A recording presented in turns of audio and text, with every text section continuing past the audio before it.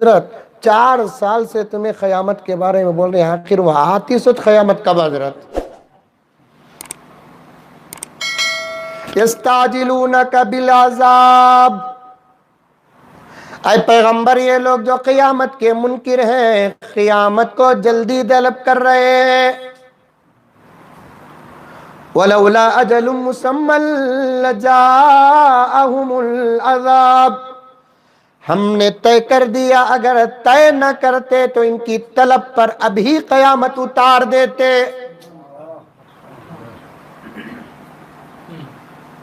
ہم نے ایک اصول بنایا، ہمیں ضرورت نہیں اصول کی، اللہ تبارک و تعالیٰ فرماتے ہیں ہمیں ضرورت نہیں ہے اصول کی، لیکن ہم نے اصول بنا لیا کہ اس چیز کو اس وقت کرنا ہے، ہم نے طے کر دیا ہے کہ قیامت کو کب بھیجنا ہے، اگر ہم طے نہ کرتے جو طلب کرتا اس پر قیامت نازل کر دیتے۔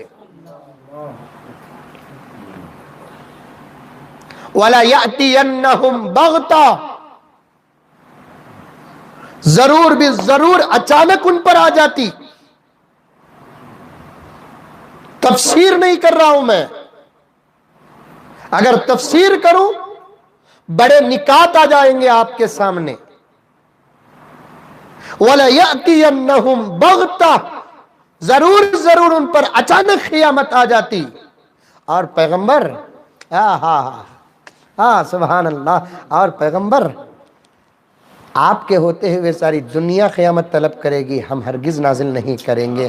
آپ کے ہوتے ہوئے کیسے قیامت آئے گی پیغمبر؟ آپ کے ہوتے ہوئے قیامت آنا تو دور کی بات، آپ جہاں ہیں وہاں ایک چھوٹا عذاب بھی نہیں آئے گا۔ کیا ہے مولانا، صحیح ہے؟ وَمَا كَانَ اللَّهُ لِيُعَذِّبَهُمْ وَأَنْتَ فِيهِمْ، پیغمبر آپ کے ہوتے ہوئے ہم کسی کو عذاب نہیں دیں گے، کیونکہ آپ رحمت للعالمین ہیں، رحمت اور عذاب دونوں ایک جگہ جمع نہیں ہو سکتے۔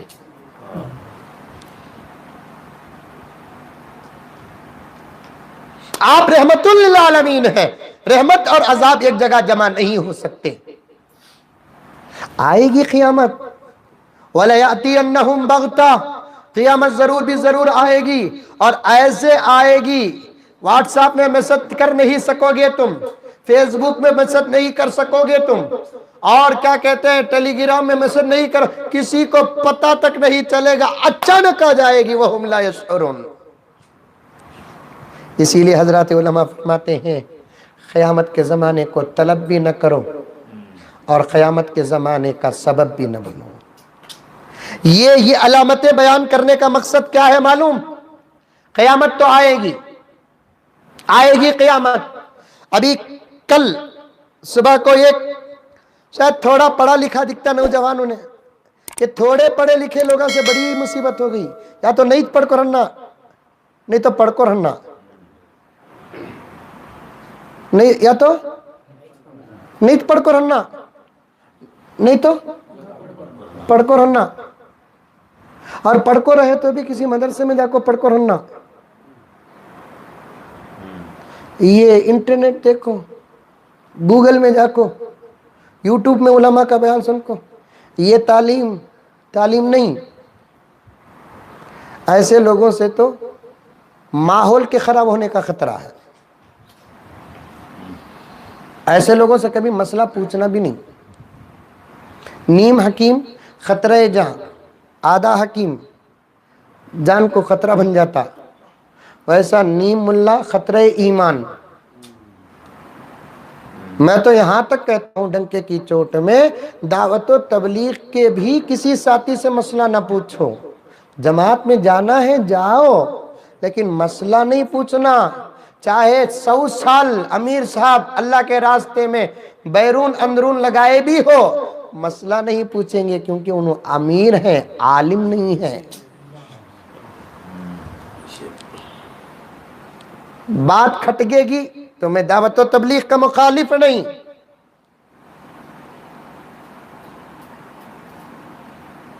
بحث کر لے کریں، کیا حضرت 31-35 سال میں آ جائیں گے قیامت پہ؟ پوچھ رہا ہے رکھ رہا ہے بھی نہیں، میں ضروری کام سے جانا نہیں بھائی. ایک 50 سال مانگی کیا حضرت؟ ارے مجھے معلوم نہیں بھائی، جب نبی کو نہیں معلوم تو مجھے کیا معلوم. اچھا جان دو حضرت ایک 100 سال مانگی کیا حضرت؟ ارے تم نہ کہی بھائی. نہیں حضرت تمہیں ایسا بول رہی کیا کہ ابھی ایسا کہے نا قیامت تے ابھی کیا کیا کی ہونا ہے نا حضرت. نہیں بولا یا تو تمہیں فون رکھ ڈالو، نہیں تو مجھے فون رکھنے کی اجازت دیو. اگر ایسے ہی بات آگے بڑھائیں گے تو میں کٹ کر دوں گا. نہیں حضرت میرے ذہن میں سوال تھا، معافی چاہتا ہوں حضرت. معافی مانگا تو میں بولیا اب چلو تمہیں معافی مانگے، میں تم نے 2 جملوں میں تمہارے ٹینشن کو اتار دیتا ہوں. 100 سال کے بعد آتی بول کو رکھو سم قیامت. فار ایگزامپل 100 سال کے اندر امام مہدی بھی آ جائیں گے، حضرت عیسیٰ علیہ السلام بھی آ جائیں گے، دجال بھی آ جائے گا. حضرت عیسیٰ و مہدی مل کر دجال کو بھی ختم کر دیں گے، یہودیت کا بھی خاتمہ ہو جائے گا، عیسائیت اسلام میں داخل ہو جائے گی، ساری دنیا میں پورے کے پورے مسلمان ہو جائیں گے. عدل و انصاف سے دنیا ایسے بھر جائے گی جیسے انبیاء کے دور میں دنیا بھرتی تھی. یہ سب قیامت کی باتیں آئندہ چل کر آ جائیں. وہ سب کارروائی 100 سال میں ہونے والی ہے، اس کے بعد قیامت آنے والی ہے بول کو سمجھو. تو ہماری 1-2 نسل آگے بڑے تک 100 سال تو ہو جائیں گے. جیسے آدمی چاہتا ہے میری زندگی میں قیامت نہ آئے، تو ویسے ہی ہر آدمی کو چاہنا چاہیے کہ میرے نسل کے زمانے میں میرے بیٹا بیٹی یا نواسا نواسی پوتا پوتی کے دور میں بھی قیامت نہ آئے. کیونکہ پیغمبر نے فرمایا قیامت نیک لوگوں پر نہیں آتی، برے لوگوں پر قیامت آتی ہے. کیا تم چاہتے ہو کہ تمہارا پوتا برا ہو اور اس پر قیامت آ جائے؟ کیا تم چاہتے ہو کہ تمہارا نواسا برا ہو اس پر قیامت آ جائے؟ کیا تم چاہتے ہو کہ تمہاری نواسی بری ہو اور اس پر قیامت آ جائے؟ کیا تم چاہتے ہو کہ تمہاری پوتی بری ہو اس پر قیامت آ جائے؟ پوری دنیا جب اللہ کو بھلا بیٹھے گی اور پوری دنیا میں کروڑوں انسانوں کے بیچ میں ایک بھی اللہ کا نام لینے والا نہ ہو تو قیامت آتی ہے.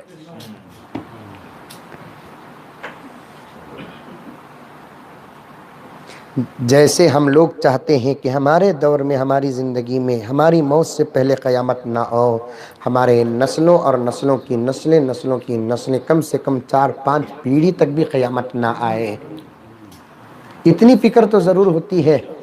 محبتیں پوتا پوتی تک تو ضرور اٹوٹ جاتی ہے، پڑ پوتا پڑ پوتی پر بھی کبھی محبت پہنچ جاتی ہے. لیکن اگر زندہ رہا تو پڑ پوتے کے بیٹے پر محبت دادا کی نظر نہیں آتی، کیونکہ بہت دور کی مسافت ہو گئی ہے. جیسے ہم چاہتے ہیں کہ ہمارے دور میں قیامت نہ آئے، ہمارے بچوں کے دور میں بھی قیامت نہ آئے، ہمارے بچوں کے بچوں کے دور میں بھی قیامت نہ آئے. اتنی دور بھی نہیں کہ آپ بے فکر ہو کر بیٹھ جائے، اور اتنی جلدی بھی نہیں کہ آپ ڈر کر مرنے سے پہلے مر جائے. لیکن اللہ کے رسول صلی اللہ علیہ وسلم نے قیامت کے آنے سے پہلے جو علامتیں بتائی ہیں، میرے رب کی قسم اس زمانے میں ریسرچ اور غور و فکر کر کے دیکھو کہ وہ علامتیں ہیں یا نہیں ہیں. اگر ہیں تو سمجھ جاؤ کہ بہت جلد اور بہت قریب ہے قیامت.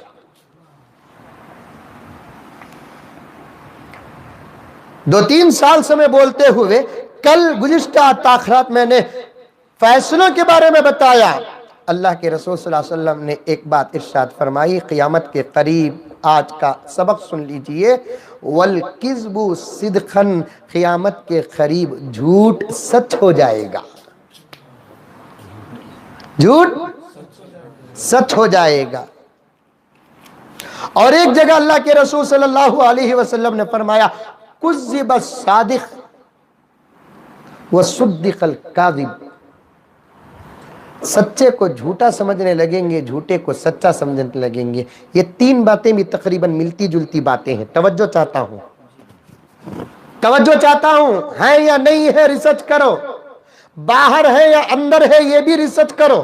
نتیجہ پیش کرنے کی ضرورت نہیں. پہلے سوال کا نتیجہ پیش کرو، دوسرے سوال کا نتیجہ پیش نہ کرو. میں نتیجہ پیش کروں گا میں ذلیل ہو جاؤں گا، آپ نتیجہ پیش کریں گی آپ ذلیل ہو جائیں گے. پیغمبر دو عالم صلی اللہ علیہ وسلم نے ارشاد فرمایا قیامت کے قریب وَالْكِذْبُ صِدْقًا، جھوٹ سچ ہو جائے گا. اور ایک جگہ پر آقا نے فرمایا کہ کذب الصادق وصدق الکاذب، جھوٹے کو سچا سمجھنے لگیں گے، سچے کو جھوٹا سمجھنے لگیں گے. ان تمام باتوں کو پیش کرنے سے پہلے میں آپ کو بتا دوں کہ اسلام ہمیشہ سے جھوٹ کا مخالف رہا ہے. اسلام ہمیشہ سے جھوٹ کا مخالف رہا ہے. اسلام سے باہر بھی اسلام جھوٹ کو پسند نہیں کرتا، اسلام کے اندر بھی اسلام جھوٹ کو پسند نہیں کرتا.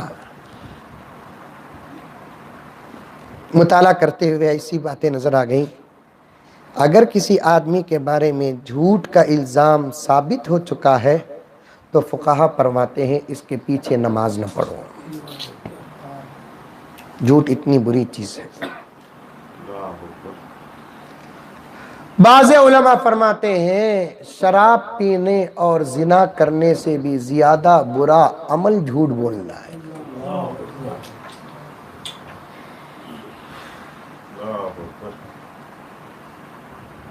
اسی لیے پیغمبر کے پاس ایک آدمی آیا اسلام لانے سے پہلے، لیکن شرط لے کر آیا، محمد میں اسلام قبول کروں گا لیکن مجھے کچھ گناہوں کی اجازت دینا.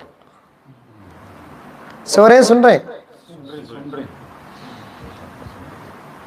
اب وہ لائیو ٹیلی کاسٹ سے سننے والے سو رہی کی سن رہی کی معلوم نہیں.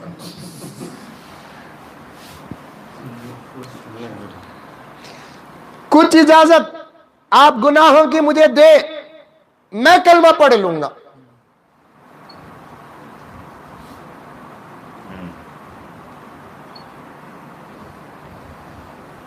اللہ کے رسول صلی اللہ علیہ وسلم کی تربیت کا انداز دیکھیے.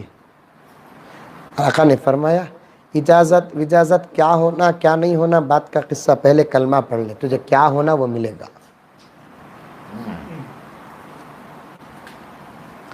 ابھی کلمہ ہی نہیں پڑھا تو تربیت کیسے ہوگی؟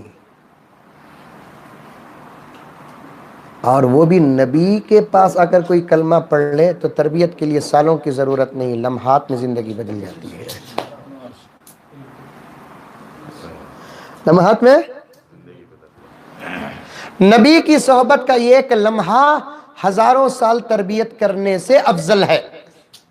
کسی شیخ کے پاس کوئی مرید 100 سال رہے گا اتنی کامل تربیت نہیں ہوگی جو ایک لمحہ نبی کے پاس کوئی رہے گا تو تربیت ہو جائے گی. بلکہ نبی کو تربیت کرنے کی بھی ضرورت نہیں، جو نبی کو دیکھتا ہے وہ تربیت یافتہ ہو جاتا ہے.